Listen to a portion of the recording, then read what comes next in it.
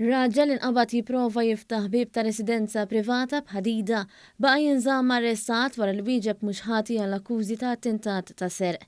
Marcin Grzegorz Nowak, Pollak ta' 51 is-sena, ġie arrestat il-ħadd wara nofsinhar momenti wara li uffiċjali fl-assa tal-Pulizija tal-Qawra irċevew sejħa għall-għajnuna minn resident. Il-Pulizija marru mill-ewwel fuq il-post u sabu lil persuna li ċemplet u lill-allegat aggressur.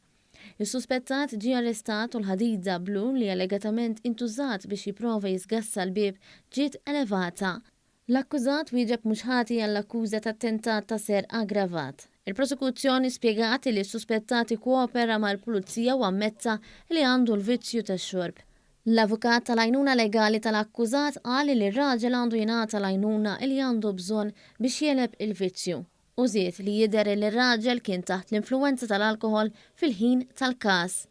Il-qorti ma kienx konvinta li l-akkużat iżomm mal-kundizzjonijiet tal-ħelsien mill-arrest u għaldaqstant ċaħdet it-talba li saret biex jinħeles.